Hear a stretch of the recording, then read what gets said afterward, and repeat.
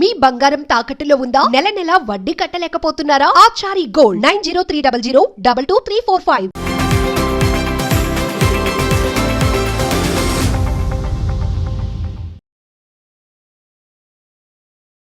కలియుగం కేవలం 5,000 సంవత్సరాలు అయింది. సో ఇప్పుడే ఇంత ప్రభావం ఉంటే జన నష్టం, ఆస్తి నష్టం, ఒక పక్క చూస్తేనేమన్నా అహ్మదాబాద్ టు లండన్ వెళ్లే ఫ్లైట్ క్రాష్ అయిపోయింది. నిన్న మొన్న చూస్తే కేదార్నాథ్ లో 7 మంది చనిపోయినారు. ఈ దారుణాలు ఏంటి? అసలు బ్రహ్మం గారు ఏం చెప్తున్నారు? వీరభోగ వసంతరాయలు వచ్చేటప్పుడు మహాత్ముల మీద పూలవాన కురుస్తుంది అని చెప్పాడు. కామం, క్రోధం, లోభం, మదము, మాత్సర్యం ఇవన్నీ అది షడ్వర్గాలు, మనుషులో ఉన్నటువంటి శత్రువులు ఇవి. గోవులు పూజిస్తేనేమో శుభం కలుగుతుంది, దాన్ని హింసిస్తేనే అశుభం కలుగుతుంది, వంశాలే నాశనం అయిపోతుంది. ఓకే, గోహత్య వల్ల ఇంత పాపం ఉంటున్నారు. ధర్మ మార్గంలో వీళ్ళేమైనా మన దారిలో నడిచే అవకాశం ఉంటుందంటారు? ఇప్పుడైతే శ్రీకృష్ణుడు ధర్మాన్ని నిలపటానికి చక్రం పట్టిండు, నాశనం తప్పదు.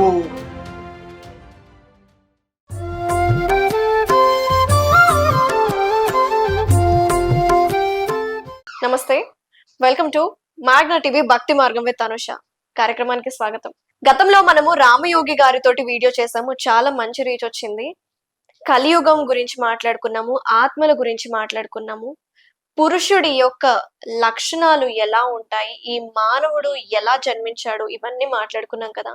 అయితే ఈ వీడియోలో నిజంగా ఇట్స్ ఎక్స్క్లూజివ్ ఇంటర్వ్యూ అని చెప్పుకోవాలి. కలియుగం ప్రారంభమయ్యి 4,32,000 సంవత్సరాలు అవుతుంది, కానీ దీంట్లో 5,125 సంవత్సరాలు మాత్రమే అయిపోయింది. ఇంకా ఇన్ని సంవత్సరాలు మిగిలింది. ఇప్పుడే ఇన్ని వాతావరణంలో కావచ్చు, ఆస్తి నష్టము, జన నష్టము, ఇవన్నీ చూస్తున్నాము. ఆడవాళ్ళు మగవాళ్ళని చంపడం, ఇవన్నీ తరచుగా ఎక్కువైపోతున్నాయి. ఇవన్నీ ఎందుకు అవుతున్నాయి తెలుసుకునే ప్రయత్నం చేద్దాం. ఈ రోజు మనతో పాటు మన స్టూడియోలో ఉన్నారు, రామయోగి గారు ఉన్నారు, మాట్లాడతాం. స్వామి నమస్తే. స్వామి నమస్తే. నమస్కారం అనుష. ఎలా ఫీల్ అవుతున్నారు? మంచిగా వెళ్ళింది కదా last time? Very happy. Nice. ఓ చాలా సంతోషం. మీరు అడిగినటువంటి క్వశ్చన్స్ కు చక్కటి సమాధానం ఇచ్చాను. కొన్ని లక్షల్లో వెళ్ళిపోయింది. అవును అవును, పోయినసారి చాలా చక్కటి జవాబులు. అందరు కూడా చాలా భక్తులు చూసి ఆనందంగా ఫోన్ చేస్తున్నారు.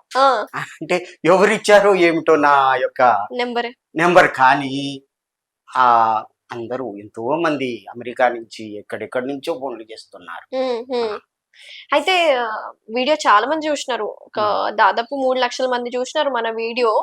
మ్యాగ్నా స్పిరిచువల్ లో ఉంది, మ్యాగ్నా డివోషనల్ లో ఉంది, ఇంకా చాలా ఛానల్స్ లో కూడా మన వీడియోని వేస్తున్నారు. ఇంకా మన వాళ్ళు మంచి రీచ్ ఉంది అసలు. అందుకే మీరు మళ్ళీ వచ్చేసారు, మళ్ళీ మనం వీడియో చేయాలని.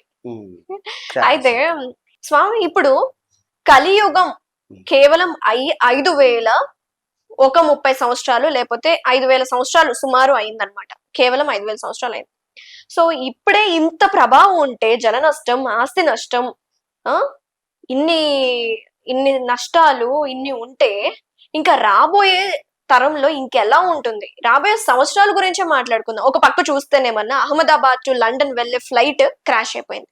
నిన్న మొన్న చూస్తే కేదార్నాథ్ ఉత్తరాఖండ్ లో 7 మంది చనిపోయినారు. ఈ దారుణాలు ఏంటి? అసలు బ్రహ్మం గారు ఏం చెప్తున్నారు?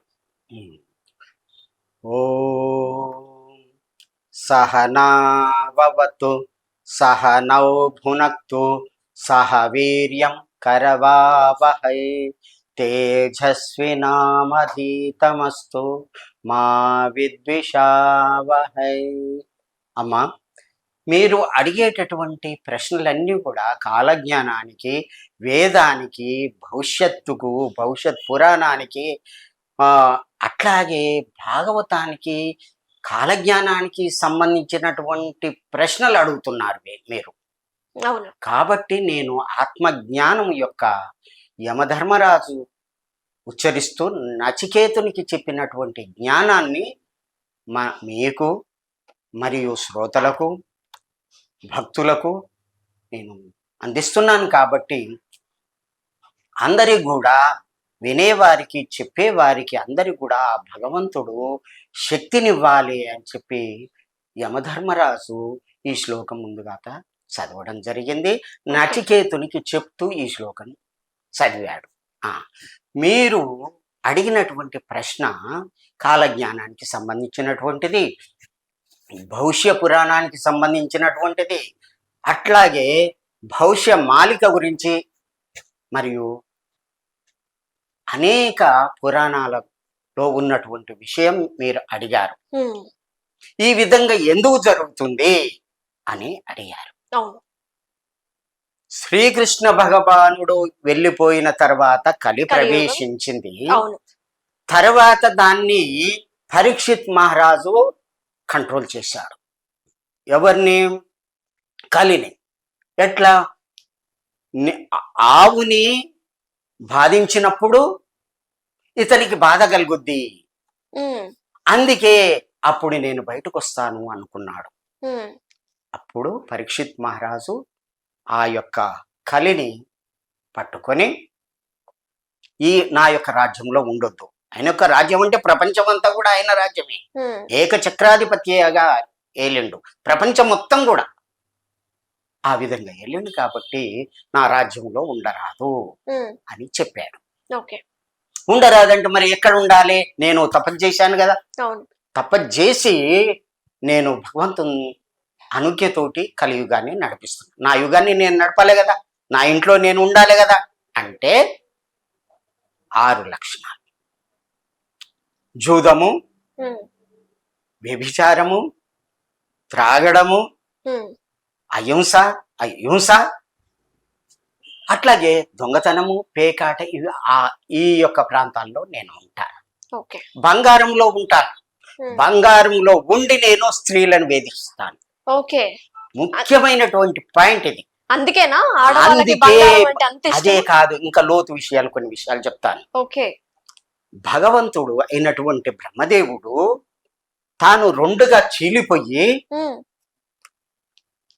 స్వయంభూమనువుగా శతరూపగా 2 భాగాలుగా చీలిపోయాడు. ఒక స్త్రీ రూపం, ఒక పురుష రూపం. మీరు అంతకుముందు తన యొక్క తపోశక్తితోటి ఉత్పత్తి చేశాడు. ఇప్పుడు వీళ్ళిద్దరూ ఏకమై సంతాన ఉత్పత్తి చెయ్యాలి. ఇక్కడి నుంచి మొదలయ్యింది ఈ యొక్క సమాజ ఉత్పత్తి. అంటే ఎవరు? తండ్రి ఒక్కడే కదా, తల్లి ఒక్కతే కదా. అంటే ఒక తల్లికి 4 కుమారులు. ఒకతను కత్తి పట్టుకున్నాడు, ఆయన క్షత్రియుడయిండు. ఒకతను వేదం పట్టుకున్నాడు, అతను బ్రాహ్మణుడయ్యిండు. ఒకతను గోవులను కాసిండు, అతను వైశ్యుడయిండు. ఇంకొకతను నా చివరి వాడు ఏ 3 విషయాలు చెయ్యలేక సేవ చేస్తున్నాడు, అతనే శూద్రుడు. ఒకే తల్లి కదా, ఒకే తండ్రి కదా. అంటే ఈ ప్రపంచం అంతా కూడా ఒకటే, అందరం ఒకటే కదా. ఈ కులాలు ఎందుకు, ఈ మతాలు ఎందుకు? మరి నువ్వు ముస్లిం అనేది ఎందుకు, నువ్వు క్రిస్టియన్ అనేది ఎందుకు, నువ్వు హిందూ అనేది ఎందుకు? ఈ భేదాలు ఎక్కడి నుంచి వచ్చినాయి అంటే కలి ప్రభావం వల్ల భేదాలు వచ్చినాయి. కలి ప్రభావం వల్ల భేదాలు వచ్చినాయి. అప్పుడు వర్ణాశ్రమ ధర్మం ఉంది. వర్ణాశ్రమం నేను ఎప్పుడైతే వెళ్ళిపోతానో వర్ణాశ్రమ ధర్మాలు కలుషితం అయిపోతాయి అని శ్రీకృష్ణుడు చెప్పాడు. సంకర జాతులు అవుతాయి. అంటే బ్రాహ్మణుడు ఏం చేస్తాడు? ఒక శూద్ర స్త్రీని చేసుకొని, ఒక వైశ్యుడు ఒక శూద్ర స్త్రీని చేసుకొని సంతానం కలిగితే విశ్వకరణ. ఒక వైశ్యుడు శూద్ర స్త్రీని చేసుకుంటే పుట్టిన వాడే కరణము. కరణం జాతి ఉన్నది కదా అని అమరకోశంలో రాసింది. అట్లా ఒక్కొక్కరు, బ్రాహ్మణుడు వేరే స్త్రీని చేసుకోవడం వల్ల ఈ పేరు వచ్చింది. క్షత్రియుడు వేరే వాళ్ళ అమ్మాయిని గాక వేరే అమ్మాయిని చేసుకోవడం వల్ల ఇట్లా కలుషితం అయిపోయింది. ధర్మ సంక్రమణ అయింది కదా. క్షత్రియుల యొక్క రాజు ఇది పోయింది, బ్రాహ్మణుల యొక్క ఇది పోయింది, వాళ్ళ యొక్క గుణధర్మం పోయింది. అట్లాగే ఇప్పుడు ఎవ్వరు కూడా వైశ్యులు గోపాలన చేయడం లేదు. బ్రహ్మదేవుడు ఏం చేశాడంటే, వీళ్ళిద్దరికి ఒకటే కుటుంబం కదా. బ్రహ్మదేవుడు ఏం చేశాడంటే అతని యొక్క లక్షణం ఏంటి? ఉత్పత్తి చేయడం. అంత ఉత్పత్తి చేయడమే అతని యొక్క లక్షణం. అతని యొక్క శక్తి అంతా కూడా ఎవరి మీద ప్రయోగించిండు? స్త్రీల మీద ప్రయోగించు. అవునా? స్త్రీల మీద ప్రయోగించినప్పుడు నేత్రాల్లో ఉన్నటువంటి ఆ శక్తి ఎవరిది? సూర్యునిది. ఆ సూర్యుని యొక్క శక్తి ఎక్కడి నుంచి వచ్చింది? భగవంతుని నుంచి వచ్చింది. అదే కలుషితమైనప్పుడు దేవుని యొక్క శక్తే దాంట్లో ఉన్నప్పుడు వీళ్ళలో ఉండేటటువంటి కలి ఇంకేం చేసిండంటే ప్రభావితం చేసి ఆ యొక్క వాళ్ళ ఆలోచనని పూర్తి నష్టం చేసి ఈ చెడు పనులు చేయిస్తున్నాడు. ఈ చెడు పనులు చేయించడానికి కారణం కలియుగం. ఇదంతా చేయటానికి ఏమిటంటే ఉత్పత్తి క్రియ, కామక్రియ. ఈ విపరీతమైనటువంటి కామంతో వీళ్ళంతా కూడా భర్తను చంపేస్తున్నారు. అవును, ఇదే ఆడవాళ్ళు భర్తను చంపేస్తున్నారు. విపరీతమైనటువంటి నేను ఏం చేస్తున్నాననేటువంటి జ్ఞానం లేకుండా పోతుంది. ఆ పిల్లల్ని చంపేస్తున్నారు, భర్తను చంపేస్తున్నారు, సంసార మొత్తము వ్యవస్థనే ఇది చేస్తున్నారు. అదంతా కూడా ఎక్కడి నుంచి వచ్చింది? కలియుగ ప్రభావం, కలి ప్రభావం. ఈ కలి ప్రభావం వల్లనే అనుకుంటా ఆడవాళ్ళు మగవాళ్ళని చంపేయడం, మగవాళ్ళు ఆడవాళ్ళని చంపుతున్నారు. కానీ ఇప్పుడు ఎక్కువగా ఆడవాళ్ళే మగవాళ్ళని చంపడం. అంతెందుకు రీసెంట్ గా మనం చూస్తే ఆవిడ సోనం రఘువంశీ అని హనీమూన్ కి తీసుకెళ్లిన ఆమె ఆడ భర్తను చంపేసి ఒక ప్లాన్ మర్డర్ క్రియేట్ చేసింది. వాళ్ళలో ఉన్నటువంటి చెడు ప్రవర్తనే దానికి కారణం ఉంటుంది. కలి ప్రభావం ఎక్కడ ఉంటుంది? వాళ్ళ యొక్క మనసులో ఉంటుంది. కలి ప్రభావం మన లోపల ఉన్నటువంటి చెడు ఆలోచనే కలి. చెడు ఆలోచనే కలి, ఇంకా ఎక్కడో ఉండడు. ఇప్పుడు మన్మధుడు ఉన్నాడు, శివుడు కాల్చేసిండు. కాల్చేసిన తర్వాత ఆయన ఎక్కడున్నాడు? అందరి మనసులో ఉన్నాడు కదా. మనసులో ఉన్నాడు కాబట్టి ఆ క్రియ జరుగుతుంది కదా, పెళ్లిళ్ళు చేసుకుంటున్నారు కదా. అది ధర్మమైనటువంటి క్రియ ఇది. కానీ అక్రమ ధర్మం అయినప్పుడు ఇదే జరుగుతుంది. ఎందుకు అంటే శ్రీకృష్ణుడే స్వయంగా తన యొక్క సంతానం ఒకరికొకరు కొట్టుకొని చస్తుంటే అతను ఏమి చెయ్యలేదు. యాదవులంతా కూడా చచ్చారు. దుర్వాసుని యొక్క శాపం వల్ల అతను సాంబునికి తన కొడుకే కదా శాపం ఇస్తే ఈ అబ్బాయి అని చెప్పలే, ఈ అమ్మాయికి పుట్టేటటువంటి బిడ్డ ఎవరు అని అడుగుతారు పరీక్ష చెయ్యటానికి. దుర్వాస మహాముని జ్ఞాన దృష్టితోటి చూసి ఇతను అబ్బాయి అయితే అమ్మాయి అని చెప్తున్నారా అని చెప్పి అతని యొక్క దృష్టితోటి మొసలం ముడుతుంది పో అని అంటాడు. మొసలం ముడుతుంది అంటే ఆ మొసలి అంటే ఇనుప రోకలి. దీనివల్ల యాదవ కులం అంతా నాశనం అవుతుంది. కాబట్టి దాన్ని అరగదీసి సముద్రం దగ్గరికి పోయి అరగదీసిన తర్వాత అదే జమ్మై పుడుతుంది. వీళ్ళంతా కళ్ళు దాగి ఇదంతా దాగి ఆ జమ్మి తోటి కొట్టుకొని చేస్తారు. యాదవ కులం అంతా కూడా నాశనం అయింది. ఇప్పుడు అదే కారణం. ఈ యొక్క కలియుగ అంతములో స్త్రీలలో ఉన్నటువంటి ప్రభావం, పురుషుల్లో ఉన్నటువంటి ఈ యొక్క చెడు ప్రవర్తన, మాంసము, ఇది తాగడము, జూతము, ఇవన్నీ కూడా ఈ కలి యొక్క ప్రభావం వల్ల వాళ్ళు కొట్టుకొని చేస్తారని బ్రహ్మంగారు చెప్పారు. ఇప్పుడే మనం అనుకున్నట్టయితే ఇప్పుడే ఆడవాళ్ళు ఇలా చేస్తుంటే ఇంకా రాబోయే రోజుల్లో ఏ విధంగా ఉంటుందో బ్రహ్మంగారు ఏ విధంగా చెప్పారు ఒకసారి. వీరభోగ వసంతరాయలు వచ్చేటప్పుడు మహాత్ముల మీద పూలవాన కురుస్తుంది అని చెప్పాడు. పూలవాన కురిసింది. మణికేశ్వరి మాత మీద ఆమె తపస్సు చేస్తూ ఉంటే శివాలయంలో ఆడ కూర్చుంటే చామంతి పూల వర్షం కురిసింది, మేము చూసాం పైనుంచి, ఆకాశం నుంచి. ఇది స్వయంగా జరిగింది. అంటే అమ్మగారు కల్కి అవతారం, మాణికేశ్వరి మాత కల్కి అవతారం. అన్నం లేదు, నీరు లేదు, నిద్ర లేదు, అటువంటి గొప్ప స్థితిలో ఉన్నటువంటి వాళ్ళ మీద పూల వర్షం కురిసింది. అది నిజం, కాలజ్ఞానంలో రాసి. అయితే కల్కి భగవానుడు వల్లనే మనం ఇవన్నీ జరుగుతున్నాయి. అయితే ఆయన జాతక చక్రం ఎలా ఉంటుంది?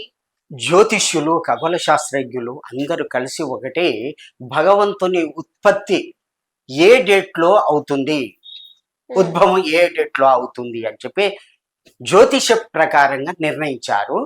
అదే ఈ యొక్క కుండలి అంటే ఖగోళ శాస్త్ర ప్రకారంగా వారు ఎప్పుడు అంటే 2003 మే 4వ తారీఖున 5:25 ఉదయము జన్మిస్తాడు ఈ కుండలి అని చెప్పి వాళ్ళు జ్యోతిష్యులు ఈ విధంగా రాసి పెట్టుకున్నారు.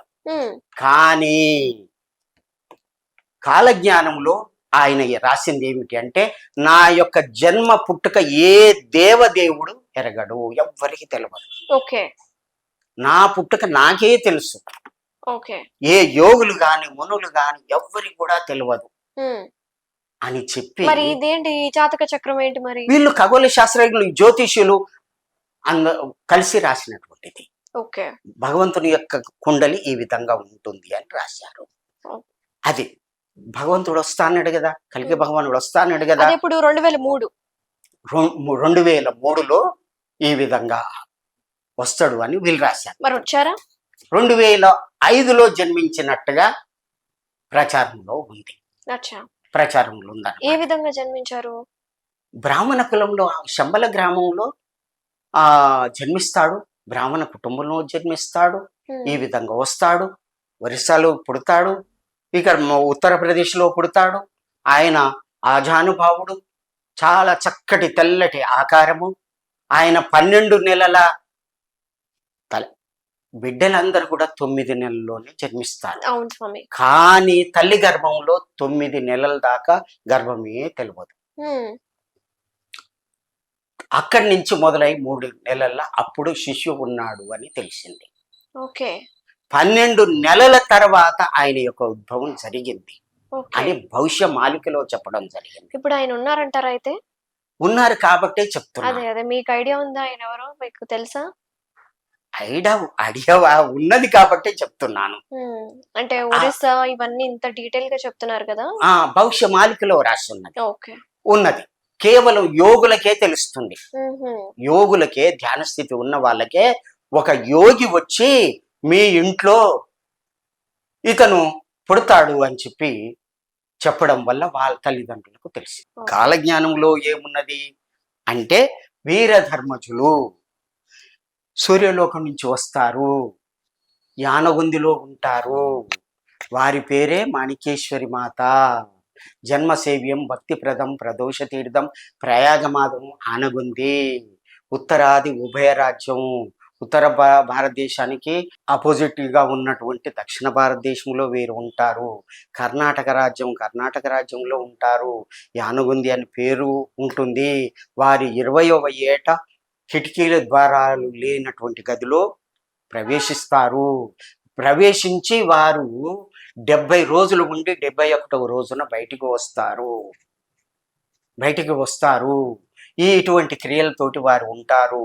అన్నము నీరు లేకుండా ఉంటారు. యజ్ఞాలు చేయిస్తారు, యాగాలు చేయిస్తారు, ఎంతో భక్తుల్ని ఉద్ధరణ చేస్తారు.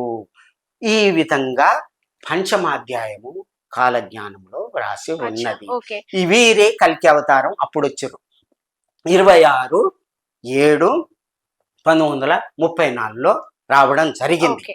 అప్పుడు గ్రహస్థితి 1/8/1934లో వేదవ్యాసుడు చెప్పినట్టుగా ఆడికి సరిపోయింది. ఎప్పుడు సూర్యుడు, చంద్రుడు, బృహస్పతి కలిసినటువంటి క్రియలో పుష్యమి నక్షత్రములో కర్కాటక రాశిలో ముందే రావడం జరిగింది. మళ్ళీ ఇప్పుడు 12/8/2026లో కూడా అదే గ్రహస్థితి వచ్చింది.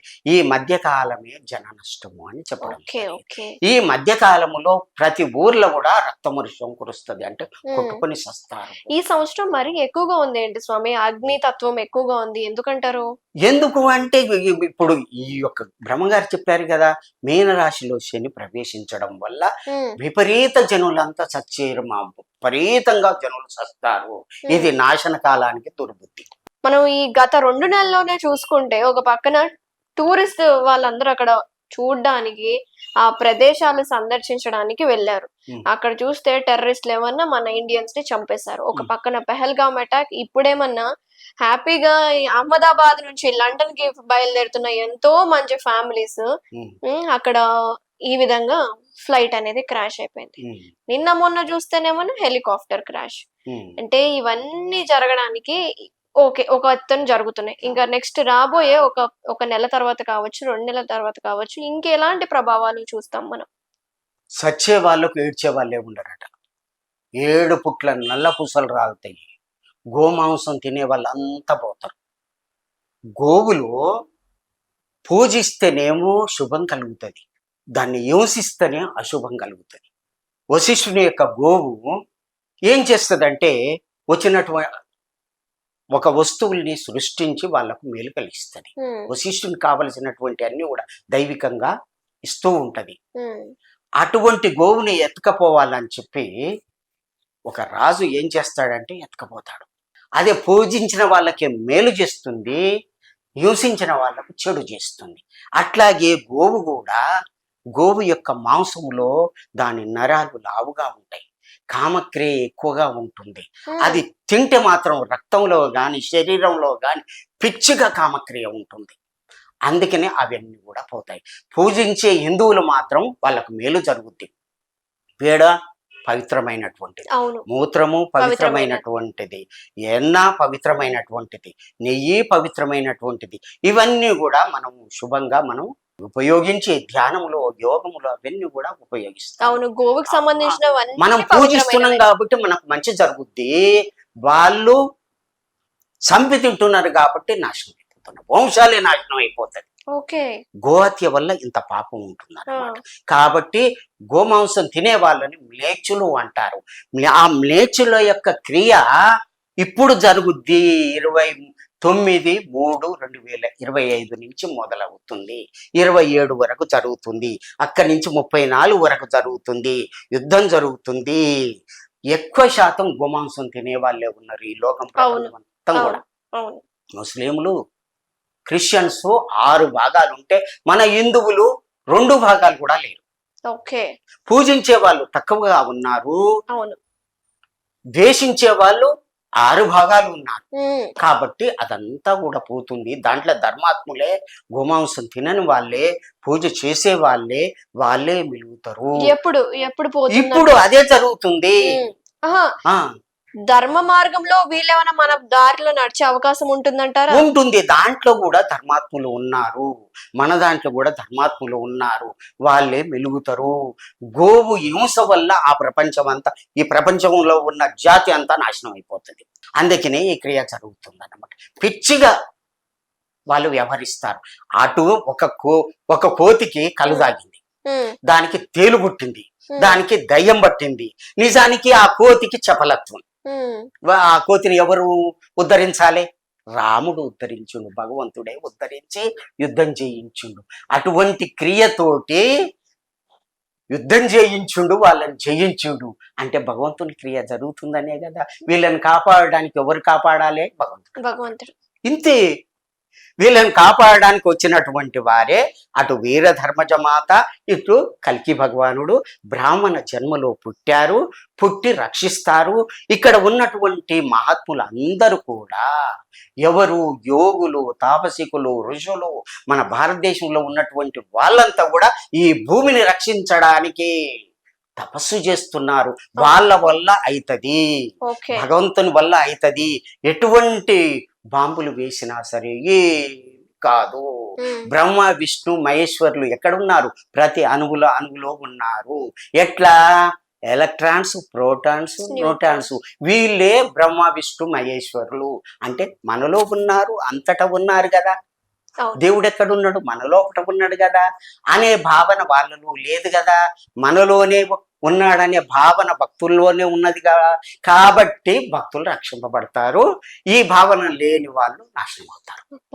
ఇది అసలు క్రియ. ఇది ఇప్పుడు మన భారతదేశంలో ఏ ఏ ప్రాంతాలు ఎక్కువగా ఎఫెక్ట్ అవబోతున్నాయి స్వామి నెక్స్ట్ వచ్చే గత కొన్ని రోజుల్లో? ముఖ్యంగా విమానయామం మీద ఎక్కువగా జరుగుద్ది. 7, 17, 27 తేదీల్లో ఎక్కువగా జరుగుద్ది.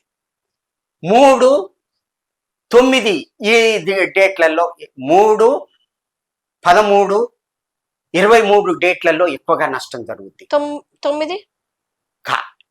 9 కూడా జరిగే అవకాశం ఉంది. ఈ డేట్లు అని చెప్పి భవిష్యమాలికలో రాయడం మొదలైందంటే మొదలైంది ఇక్కడ పైన. అదే 7 తారీఖు మొదలైంది, 9 తారీఖు మాత్రం నాశనం. ఈ యొక్క డేట్లలో నాశనం అవుతుందని భవిష్యమాలికలో రాసింది. డేట్లు కూడా చెప్పాడు. ఇంకొకటి ఈ కాలజ్ఞానంలో చెప్తాడమ్మా, 3 తిథులు కలుస్తాయి ఒక్కసారి. త్రయోదశి, చతుర్దశి, అమావాస్య ఒకటే రోజులో వస్తుంది. ఎప్పుడు స్వామి అది? వస్తుంది. ఎప్పుడైతే ఆ విధంగా వస్తుందో, పక్షానికి 15 రోజులు కదా. అవును. పున్నం ముందు 15 రోజులు, పున్నం తర్వాత 15 రోజులు రావాలి కదా. కానీ 13 రోజులే వస్తవి. అటువంటి పంచాంగాలు పడిపోయి ఈ క్రియ ఎప్పుడైతే వస్తుందో 7 రోజులు సూర్యుడు ఉదయించాడు. అబ్బా, అంత చీకటి అయిపోతుంది. వస్తాయి అంటారా? ఆయన చెప్పిండు కదా. అంటే ఎన్ని సంవత్సరాలు రావచ్చు ఇవన్నీ? ఇదంతా కూడా ఈ 10 సంవత్సరాల లోపటనే. ఓకే. ఇప్పుడు మనము 25 నుంచి 35 లోపట అనుకున్నాం కదా. ఈ 10 సంవత్సరాలు 10 సంవత్సరాల్లో చూస్తాం రావాలి కదా. అదే ఆయన చెప్పింది తప్పు కదా. బ్రహ్మం గారు చెప్పింది ఏది తప్పు కాలేదు. ఇంకొకటి పంచాంగాలు పడిపోతవి. ఇంకేం జరుగుతుంది అంటే గ్రహస్థితి అంతా కూడా మారిపోతుంది. గ్రహస్థితే మారిపోతుంది. ఇప్పుడు మనము చంద్రలోకం నుంచే కదా మనం ఈ భూమండలం పంచాంగం ఏర్పడింది. తిథి, వార, నక్షత్రాలు దేని మీద ఆధారపడి ఉన్నాయి? చంద్రుని మీద ఆధారపడి. చంద్రుని వల్లనే కదా ఈ పంటలు వర్షాలకు కురవడము, ఆ బాటుపోటులు రావడం చంద్రుని వల్లనే కదా. పిండాలు పెట్టడం చంద్రుడు వల్లనే కదా. మంచి రోజులు చూసుకోవడం కూడా చంద్రుని వల్ల. చంద్రుడికే దెబ్బ తగిలినప్పుడు ఈ భూమండలం ఏడ ఉంటుంది? ఆయన గతులే మారినప్పుడు భూమండలం ఏడ ఉంటుంది? ఈ కాకపోతే సూర్యునికి మనం కలుపుకుంటున్నాం. దాన్నే సౌరమానము అంటున్నాం. నెలకు 365 సంవత్సరాలు అది, ఇది 354 సంవత్సరాలు ఇది. దాన్ని కలుపుకుంటున్నాము. ఆ ఎక్కువ వచ్చినటువంటి రోజుల్ని అధిక మాసాలు అనుకుంటున్నాము. అధిక మాసాలతోటి ఈ చంద్రుని తోటి సూర్యుని కలుపుకుంటున్నాము. ఈ స్థితి ఎప్పుడు వస్తుంది అంటే ఆ 3 తిథులు కలిసినప్పుడు, చంద్రుని యొక్క గమనంలో తేడా వచ్చినప్పుడు ఇది బ్యాలెన్స్ అవుతుంది. ఎప్పుడు? అష్టగ్రహ కూటమి కలుస్తుంది. మన అష్టగ్రహ కూటమి 62లో వచ్చింది. వచ్చినప్పుడు అప్పుడు వీరబ్రహ్మేంద్ర స్వామి యొక్క గుళ్ళో గంటలు మోగిన తానంతటా అదే భగవంతుడు వచ్చాడనే పేపర్లో కూడా వచ్చేసింది. అప్పుడు యుద్ధం, మహాభారత యుద్ధం అప్పుడు కూడా అట్లాగే జరిగింది. సప్త ఋషులు మఖా నక్షత్రములో ఉన్నారు. మఖా నక్షత్రంలో ఉన్నారు. ఇప్పుడు కూడా అదే స్థితి వస్తుంది. కాబట్టి ఇది జరుగుతుంది. నాశనం తప్పదు. ఇది నాశనం తప్పదు. కాబట్టి ఎప్పుడైతే శ్రీకృష్ణుడు ధర్మాన్ని నిలపటానికి చక్రం పట్టిండో ఆ చక్రమే అందరినీ, అర్జునుడు కాదు. సంపింది ఎవరు? కృష్ణుడే. నేను అధర్మంగా నేను చంపాను అన్నావు కదా గాంధారికి తోటే. కృష్ణ, నువ్వు నిజంగా ధర్మంగా చంపావా చెప్పు నాయన. అన్యాయంగా చంపితివి కదా అధర్మంగా. అంటే అత్త నీకు అట్లా అనిపించింది, నేను ధర్మ రక్షణ కొరకు ఆ విధంగా చేశాను, నీ వంశమే అట్లా అవుతుంది అని నువ్వు చెప్పించినవు కదా. అన్యాయంగా వాళ్ళు చచ్చిపోయారు కదా. ఎవరు? యాదవులంతా కూడా చచ్చిపోయారు కదా. ఇప్పుడు మాత్రం నేను అధర్మం ఎమ్మడి ఉంటా, ఈ పాపత్వంలో ఎమ్మడి ఉంటా, కానీ ధర్మాన్ని గెలిపిస్తా. అందుకనే ఈ విధంగా జరుగుతుంది. భర్తల్ని చంపడం ఏంది? ఇదంతా క్రియ. పాపం. పిల్లల్ని చంపడము ఇదంతా పిచ్చిగా వాళ్ళ లోపట ఎవరు కలి ప్రవేశించి వాళ్ళై కొట్టుకొని చస్తారు అని దీంట్లో రాసి. కలి పురుషుడి యొక్క లక్షణాలు మనం అర్థం చేసుకున్నట్టయితే ఆయన విపరీతంగా కామము కావచ్చు, అలాగే ద్వేషము, క్రోధం ఇలాంటివి ఉంటాయి. ఇంకేమో ఉంటాయి ఆయనవి? కామం, క్రోధం, లోభం, మదము, మాత్సర్యం ఇవన్నీ అది షడ్వర్గాలు. మనుషులో ఉన్నటువంటి శత్రువులు ఇవి లేకుండా ఉన్నవాడే యోగి, ఇవి ఉన్నవాడే భోగి. ఇదే క్రియ. కాబట్టి ఈ అందరు తాగుడుకు, ఇదన్ని చెడు పనులకు ఈ అలవాటు పడి స్త్రీలు ఈ విధంగా పురుషులు తక్కువ వాళ్ళు కూడా అదే పేకాట, జూదం అదంతా కూడా పిచ్చిగా మాంసం తినడం, వాళ్ళ యొక్క మానవ శరీరాన్ని మర్చిపోయి తిరగడము, పతనం అవుతున్నారు. అది ముఖ్య కారణం. దేనివల్ల? కలి ప్రభావం వల్ల నష్టం జరుగుతుంది. తప్పదు వీళ్ళంతా పోతారు, భక్తులే మిగులుతారు. ఇది. థ్యాంక్ యూ సో మచ్ స్వామి, చాలా చక్కగా చెప్పారు. మళ్ళీ ఈ వీడియో నెక్స్ట్ లెవెల్కి వెళ్ళిపోవాలి. మీరు చెప్పిన మాటలు ఎంతో మందికి రీచ్ అవ్వాలి అని నేను మనస్ఫూర్తిగా కోరుకుంటున్నాను. Thank you so much. నమస్తే. పూర్ణమద పూర్ణమిదం పూర్ణాత్ పూర్ణముదచ్యతే పూర్ణస్య పూర్ణమాదాయ పూర్ణమేవావశిష్యతే. ఓం శాంతి శాంతి శాంతి. సర్వే జనా సుఖినో భవంతు. భక్తులందరూ కూడా ఈ జ్ఞానాన్ని పంచుకొని భక్తితోటి ఉండి కలిని దూరం చేసి గోమాతని రక్షించి గోమాతను పూజించి ఈ యొక్క పాపపు కాలం నుంచి బయటపడాలని కోరుకుంటూ భగవంతుని ప్రార్థన చేస్తున్నాను. జయ తప్పకుండా సద్గురు రూపరహిత వీరధర్మజ మాతాకి జై.